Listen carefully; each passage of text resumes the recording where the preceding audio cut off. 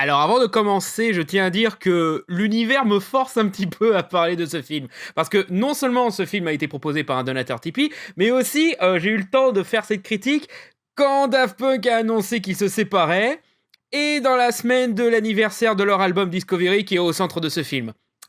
Donc voilà, s'il y a un côté, il surfe sur l'actualité, c'est purement accidentel, croyez-le ou pas, mais bon. Cette vidéo existe grâce au donateur Tipeee Computer Guy. Vous aussi, n'hésitez pas à soutenir mes créations vidéo en déposant un don sur mon compte Tipeee pour que vous puissiez choisir un film à critiquer en vidéo. Et grâce à Computer Guy, nous allons parler de Daft Punk. Daft Punk est un duo de musiciens français spécialisés dans la musique électronique. Bien qu'ayant commencé leur carrière en 1995 et s'étant fait remarquer avec Around the World en 97, c'est au début des années 2000 qu'ils ont marqué le monde de la musique avec leur album culte Discovery, avec leur son atypique mélangeant house, disco et funk. Mais en plus d'être des musiciens talentueux, ce sont aussi des gros geeks. Rien que leur avatar, ces casques de robots, sont très inspirés de films comme Phantom of the Paradise ou de séries comme Battlestar Galactica. Ce sont tellement des geeks qu'ils ont foncé sans réfléchir sur l'occasion de faire la bande originale de la suite du film qui leur était cher, Tron. Donc bien sûr, de tels passionnés de cinéma, fallait qu'ils fassent des films. Et ils en ont fait. Vous voyez la vidéo où ils ont annoncé qu'ils se séparaient? Eh bien en fait c'est un extrait de leur film Electroma, qui est très inspiré de films de SF comme THX 1138, mais aussi de films expérimentaux comme Jerry. Mais avant ça, ils ont fait un long métrage d'animation rendant hommage aux animés qui ont bercé leur enfance, Interstellar 5555, The Story of the Secret Star System. Basé sur leur album Discovery, écrit par les Daft Punk et leur pote Cédric Hervé, en collaboration avec Toei Animation, réalisé par Kazuhisa Takenouchi, un ancien de Dragon Ball et Sailor Moon, et Bernard Derriès, habitué de l'animation française qui a notamment travaillé sur Inspector Gadget, Ulysse 31 et les aventures de Tintin, et surtout supervisé par le grand Leiji Matsumoto, créateur d'Albator et l'un des idoles du duo de musiciens, qui a clairement son empreinte partout dans ce projet, apparaissant même dans la séquence d'ouverture. Bref, c'est une bonne collaboration franco-japonaise et emblématique de l'époque. À la fin des années 90 et début des années 2000, la France criait haut et fort son amour pour l'animation japonaise. Entre l'arrivée de la Pokémania, le succès des films Ghibli et l'arrivée des conventions, nous avions aussi l'arrivée d'animés vite devenus cultes sur les chaînes françaises. M6 se passait Gundam Wing et Sakura chasseuse de cartes, Canal+ se passait Cowboy Bebop, Lane et Vision Discaflone, et bien d'autres ont suivi sur bien d'autres chaînes. Et les artistes qui ont pu déclarer leur amour pour les dessins animés de leur enfance, règle des 20 ans et la nostalgie tout ça, en reprenant le style animé dans des dessins animés français comme Code Lyoko, Urban Star Racer et... truc. Même Pascal Obispo voulait surfer sur cette tendance. Voilà Pascal Obispo qui crache un laser sur un robot Elvis. Donc Interstellar est vraiment le sommet de cette relation propre à cette époque qui a permis de démocratiser l'animation japonaise et les mangas en France, au point qu'on n'est plus obligé de télécharger sur Emule pour voir les nouvelles productions japonaises. Le film a techniquement une histoire, mais... vous allez comprendre. L'histoire est celle d'un groupe de musique alien à la peau bleue composé de Susumu de Yamato, Alfred d'Albator, le premier personnage noir de Leiji Matsumoto, je peux me tromper là-dessus mais bon, et tous les personnages féminins du bonhomme. Ils sont acclamés sur leur planète jusqu'au jour où une équipe d'intervention commandée par... un producteur diabolique... ouais, c'est ce genre d'histoire, attaque leur planète et les kidnappe pour les humains washés, leur laver le cerveau et en faire un nouveau groupe de musique terrien qui leur apporteront du succès et surtout le disque d'or, qui va lui permettre de conquérir l'univers. Vous pouvez pas juste voler le disque d'or du coup? Un Albator sans la cicatrice, fan de la Reine Millennium, je le comprends, c'est un très chouette film, est envoyé pour les sauver. Il sauve d'abord les garçons, est obligé de fuir avec eux face au Terminator travaillant pour le méchant producteur, pour plus tard aussi sauver la fille, avant de mourir. Une fois le groupe libéré et réuni, ils vont chez le producteur diabolique pour l'empêcher de devenir l'empereur Andros. Ils le butent et cherchent un moyen de rentrer chez eux. Dans le procédé, leur public terrien découvre leurs secrets, et le prennent incroyablement bien, les soutenant, les aidant à rentrer chez eux, et limite s'identifiant à leur identité alien. Ils partent dans le vaisseau spatial du Albator sans cicatrice, rentrent chez eux, reprennent leur tournée locale, et on découvre que toute cette histoire était le rêve d'un enfant qui écoutait un vinyle de Daft Punk.